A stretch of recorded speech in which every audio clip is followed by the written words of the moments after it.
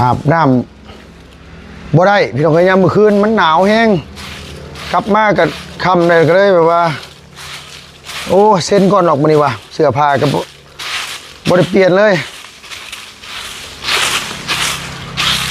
ก็เลยอันว่านอนเลยเมื่อคืนนี่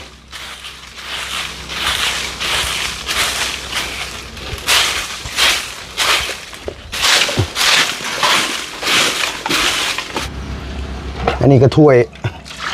กินต้มเป็ดตั้งแต่กับอันว่าน้องนิ้วกับเบาไล่กับเบาบุญโค้งที่เตะเบื้องเผยพี่น้องเลยเดี๋ยวกับมันบริล่างเด้อลุงกระดาษมันบ่มีเวลาล่างมื้อนี้เขาตื่นเช้าเขาก็เฮ็ดเนาะพี่น้องเบียกบ้านนี่แหละสำเบียกบ้านเนี่ยพี่น้องเอ้ยนี่นะโอ้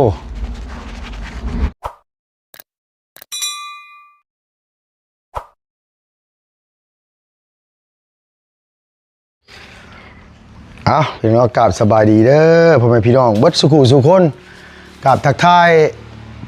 สบายดี FC เบิดสมองสุบอนที่เขามาเป็นกำลังใจนะพี่น้องอยู่ผู้เดียวคือเก้าพี่น้องเอ้ย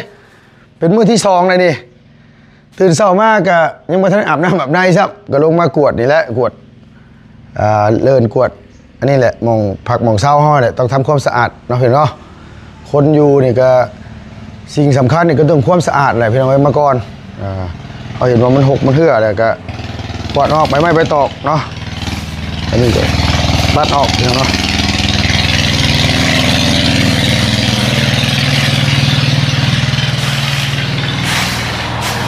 ปัดออกเก็บกวาดให้มันสะอาดหูสะอาดตา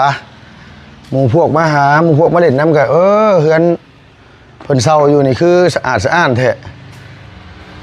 มันก็เป็นน้ำคนอยู่นะพี่น้องไอ้บางเทื่อแล้วโอ้บ่เป็นเฮือนเขาเองหรอกเพื่อนเขาเศร้าอยู่เพราะว่าบ่อยากเฮ็ดหยัง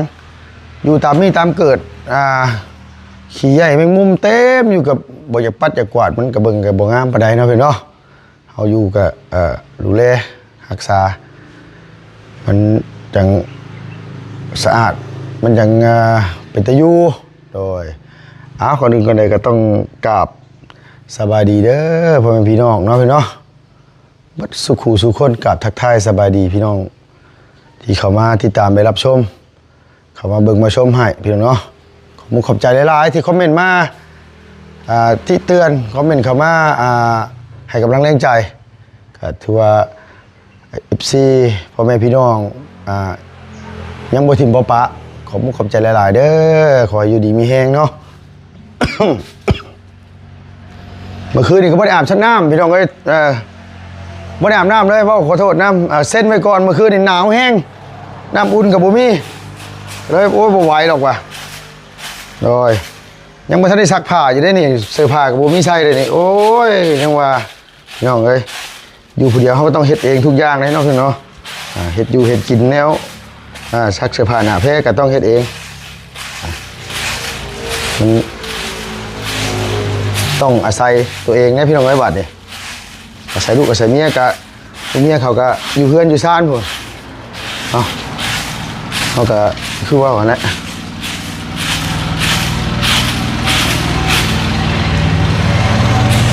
ต้องเฮ็ดเองมาดิพี่น้องเนาะโดย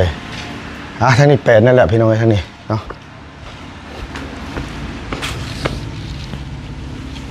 เดี๋ยวสิไปกวดทางกวดลงมาพี่เลยจังงั้นว่าไล่กวาดพุ่นเนี่ยกันจะพิจูดเนาะเห็นเนาะตอนแรงๆก่อนโดยมาเบิ่งทางนี้ก่อนบ่าที่นี่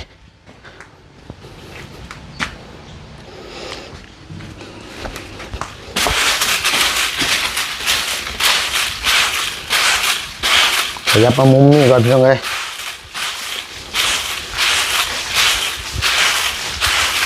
คือควันแท้ลุงเฮิมสิว่าเลยน้องคือบ่ใส่ผ้าปิดจมูกแน่ลืมซื้อมาพี่น้องเนาะ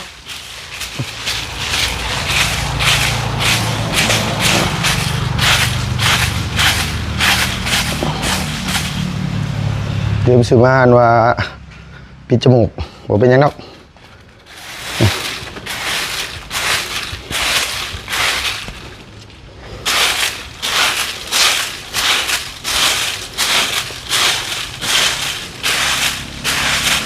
กวาดมันว่า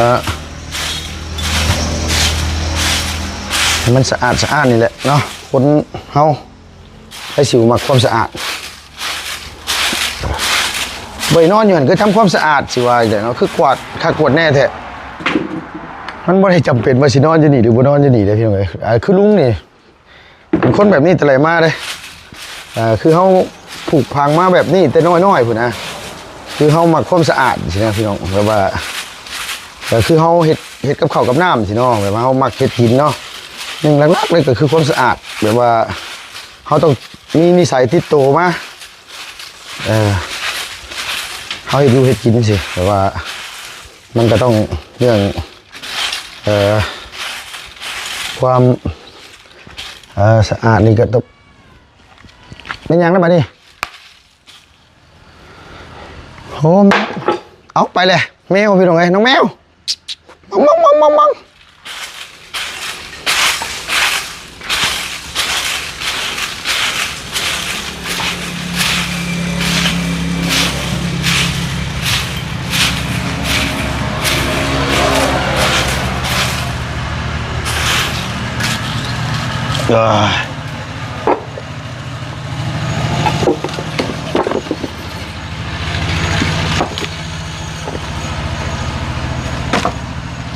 เก็บไว้นี่เมื่อใดมันบุมีฟื้นกับฟ้าดังโนดมันเป็นเนาะไม่เศษเก่าเป็นทิม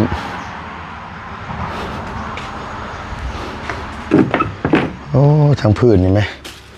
ขออนุญาตกดทางพื้นก่อนเด้อเพียงเด้อโดย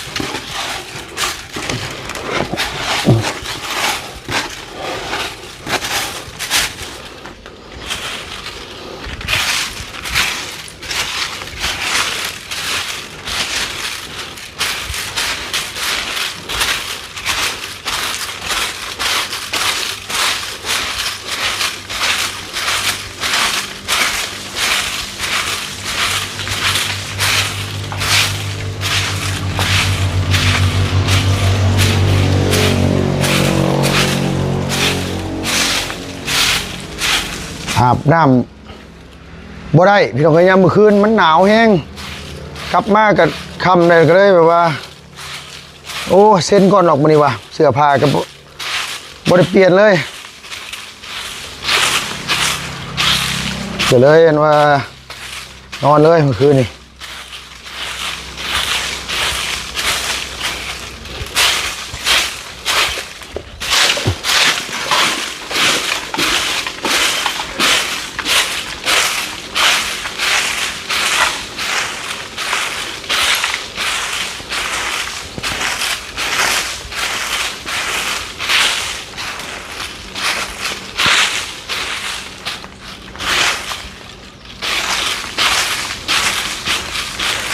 โอ้ไม่กวดกะโอ้ยนัวซื้อมาหาแต่ซื้อมาใส่เธอเดียวอันนี้เป็นไรโอ้โห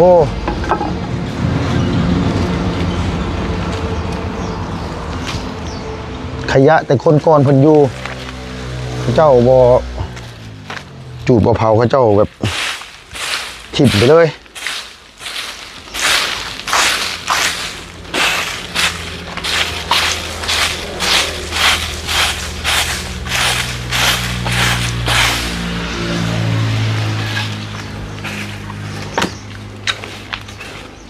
ขีดพื้นขีดไฟก่อน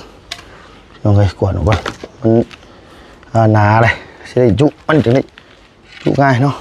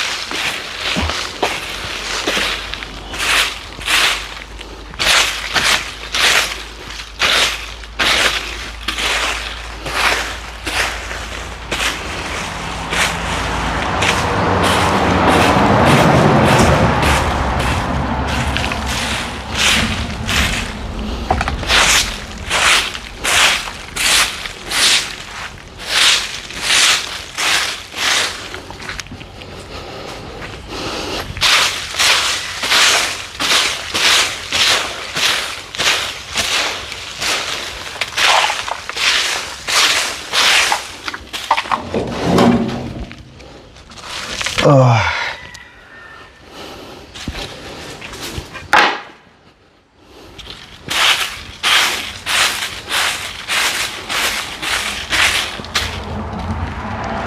โอ้ยถึงบ่ได้ต่อใหม่นี่ก็อันว่าบ่สิหาแนวว่าตัดออกอยู่พี่น้องเอ้ยมันเป็นตาญาติยันล่มเตะหันเตะนี่ล่มคุบเนาะพี่น้องเนาะหาเสียมาคุดออกวะ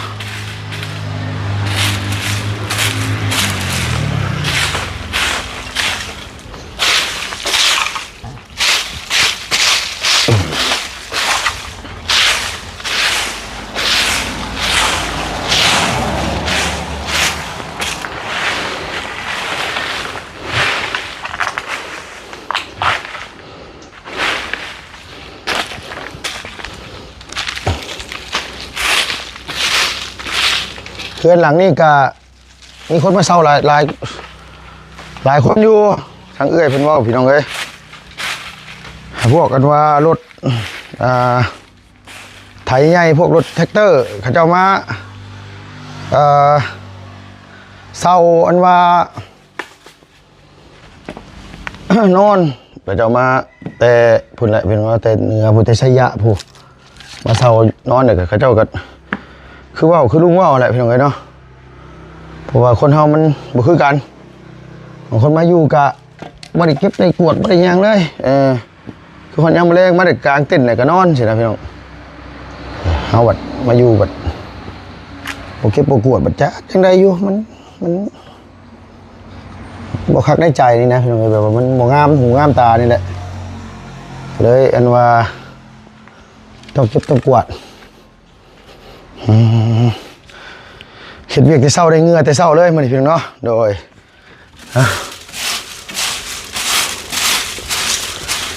น้ำกับพระท่านอาบโอ้ยอยู่ใกล้พี่น้องเมืองพี่น้องสิมินใช่ไหมจังไง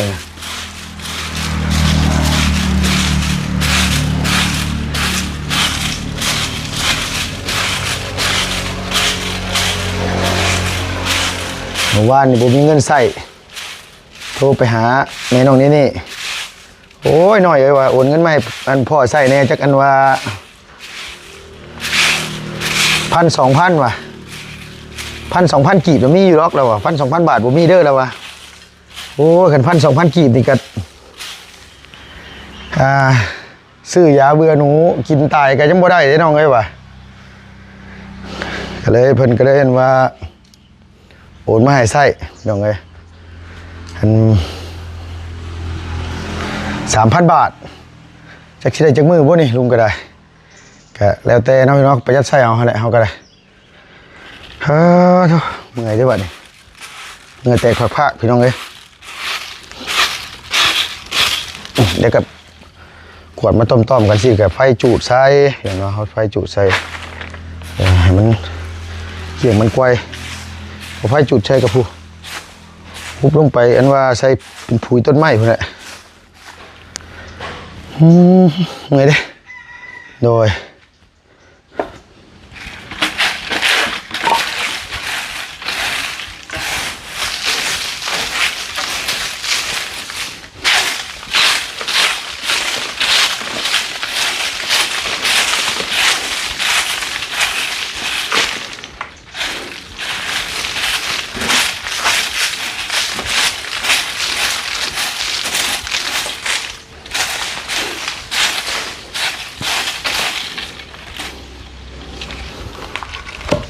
กล้วย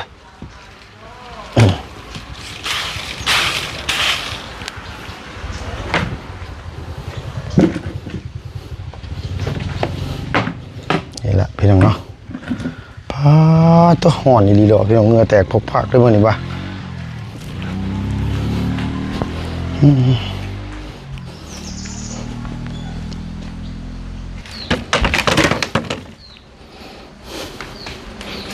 โอ้ยเมื่อยเลยพี่น้องเอ้ย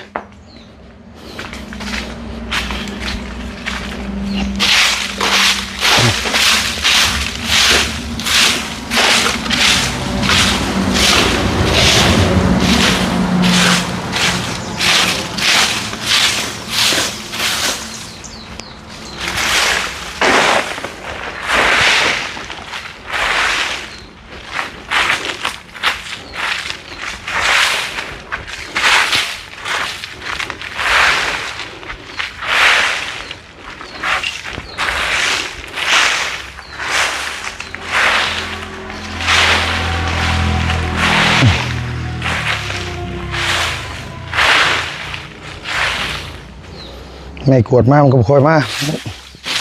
ไม่กวดนี่เด้อ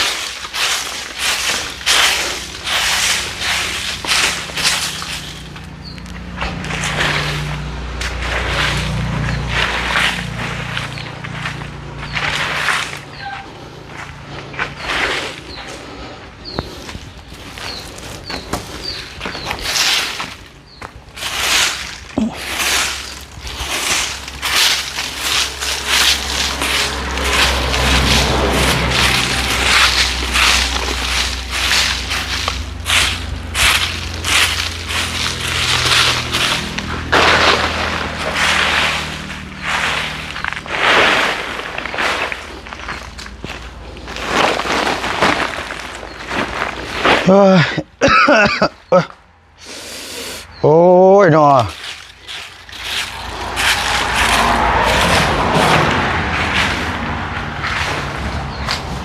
พาตัวเมื่อยพี่น้องเอ้ย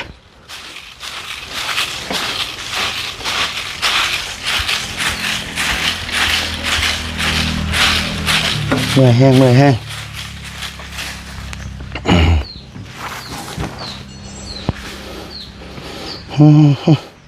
เมื่อยดีดอยังไม่ได้แล้วได้พี่น้องไอ้เบียกนี่นะยังไม่ได้แล้วทำได้นี่นะเบียกนี่เหมือนว่าปวดขึ้นได้เลยก็แล้วได้บ่แม่นได้พี่น้องเนาะไปสิพาไปเบิ่งต่อชีวิตก่อนไปเฮ็ดเวียกเฮ็ดงานเนาะพี่น้องปวดเฮือนเก็บกวาดนี่ก็สิไว้จูดพี่น้องเอ้ยมันก็สิแปลนแน่ทางหลังบ้านยังไม่ได้กวาดดอกจักหน่อยก่อนมือใหม่ก่อนหกคือกันหลังบ้านพี่ก็ได้นี่พี่น้องเนาะพี่น้องก็สิว่าโอ้ยลุงเฮิมคือ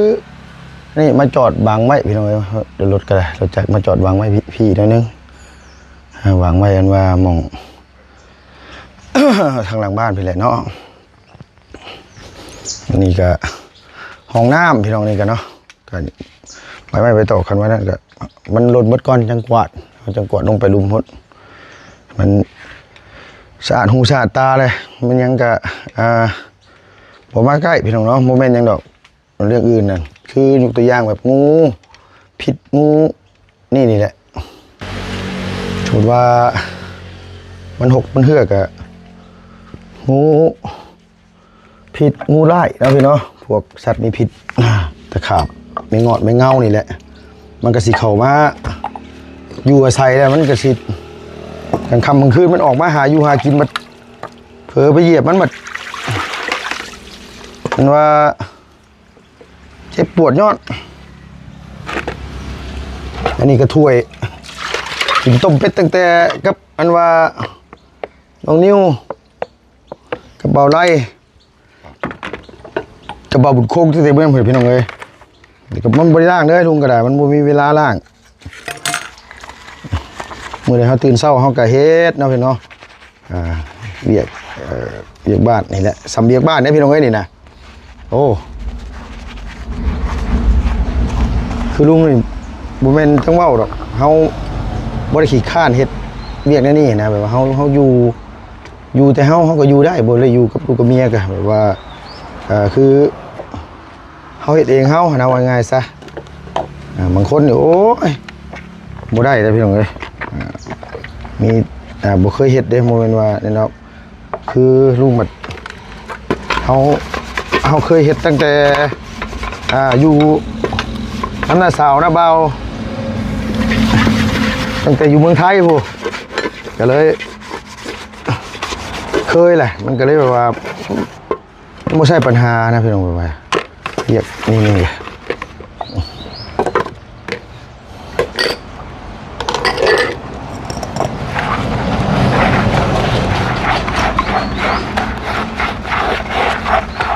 โอ้ยโน่กระเด็นเข่าตาซะเนาะเสื้อผ้าก็บ่ใส่ได้ยังบ่ได้ซักเสื้อผ้าอยู่ได้นี่ว่าสิซักเสื้อผ้าน้ำแน่จักสิแล้วจักมุ้งพี่น้องไว้มื้อนี้ก็ได้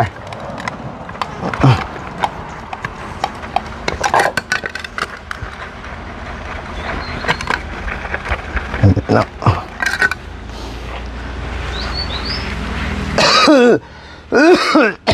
โอ้ยเป็นไอยังมาโทรไปหา าแม่ลูกนั่นอยู่ได้มื้อนี้แม่กับลูกสาวเพิ่นตื่นนอนยังบ่นี่ตื่นแต่เช้าพี่น้องไอ้ลุงมันมาอยู่พี่อันอยู่ผู้เดียวตื่นแต่เช้าบัดอยู่กับแม่น้องนี่กับน้องนี่พากันตื่นสวยประมาณพุ่นแหละ8 โมง 9 โมงพุ่นแหละตื่นกันอยู่เฮือนนะตื่นพากันตื่นมาแล้วก็พากันนอนเล่นโทรศัพท์อยู่มองมือก็ได้นี่บัดเฮาอยู่ผู้เดียวเด้พี่น้องเนาะเนี่ยมันก็ต้องพยายามปลุกตัวเองให้ตื่นไว้แน่คือเฮาต้องตื่นมาล้างถ้วยล้างบวงกดเครื่องกดซ่านนี่แหละเนาะพี่น้องก็ต้องใจใส่หน่อยนึงถ้วยบวงก็มีซ้ำนี่แหละสมบัติอารมณ์ดีนี่ก็ได้มีเงินก่อนสิซื้อผมมีเงินเงิน YouTube ออกก็จักสิได้เท่าไหร่พี่น้องเอ้ยเดือนนี้ก็ได้เดือนเมื่อกี้นี่บริการเหตุงานอย่างเลยท่อถอยครับเสียงยังอ๋อเสียงนกน้อยเพิ่นมาอันนี้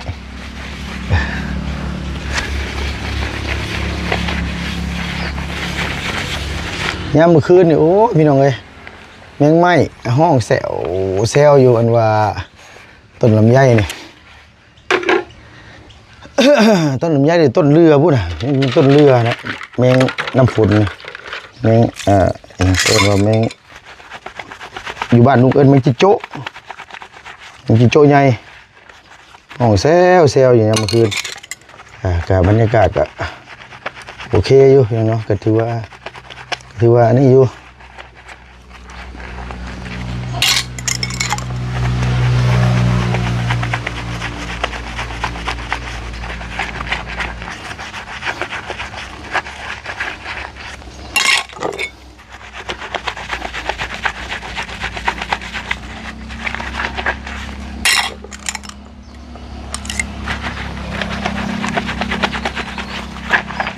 ถ้วยล่างบวงกดขึ้นกดชันเลยดิ้นหอยเลยเมื่อยร่างกายแต่เศร้าเลย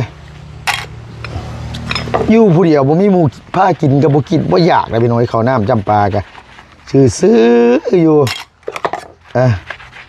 เด็กเวียกมาแล้วก็ดูว่ากินข้าวเฮือนน้องน้ำอิ่มตั้งแต่เมื่อวานนี่บ่วะกินคักกินแน่ดีรอย่างซีนเมื่อวานนี่พี่น้องย่างเนื้ออะไรก็อันว่าแต่งกินเพื่อนน้องน้ำแล้วกินกุดจีนเห็นว่าคนละเทิงนี่ก็เพิ่นอยู่ใกล้เวียดนะเพิ่นเนาะเพิ่นอยู่ใกล้เวียดแล้วเพิ่นกับมีเชื้อสายเวียดมีนี่กับเพิ่นก็กินคือกันได้พี่น้องเอ้ยเนาะมันนี่บ้านเฮานี่ก็มันว่า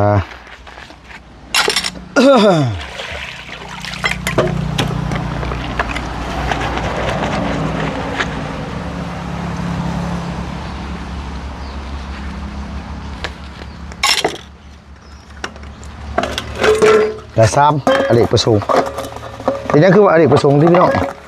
ต้มม่าก็อยู่นี่ต้มอันว่าน้ำห้อนอยู่นี่เบิดปุ่นคนดำปื้อ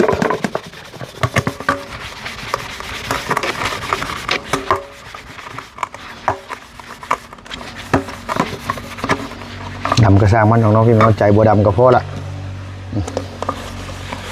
กระซ้ำคนดำแต่ใจคนขาวสะอาดนี่ก็โอเคเลยล่ะผุนใหญ่แบบเป็นสีย่องตัวเองจักแมนโมแมนไปโทรหาลุงบุญก่อนลงเลยเนาะให้ละภาพขึ้นมาเนี่ยคิดฮอดได้นี่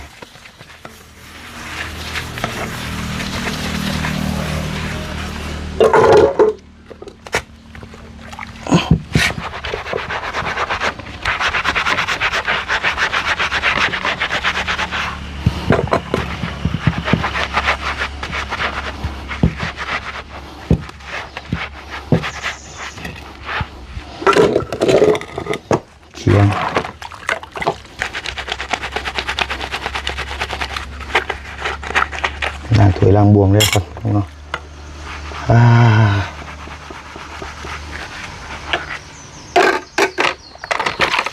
มีดน้องนิ้วเพิ่นซื้อมา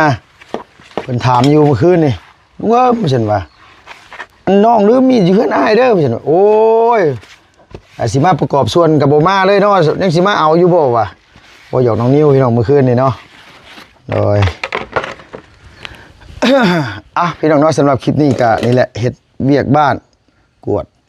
มองอยู่มองเศร้ากวดอันว่าสถานที่กดขึ้นกดซาเรียบร้อยแล้วก็มาล้างถ้วยล้างบวงแล้วละพี่น้องไอ้บัดนี้จังได๋ก็ยันว่ามันยาวมันยืดโพดเนาะพี่เนาะกับชีวิตประจำวันก็แบบนี้แหละพี่น้องไอ้ลุงเฮิมก็ตื่นแต่เช้าก็มาเฮ็ดเวียกบ้านกัน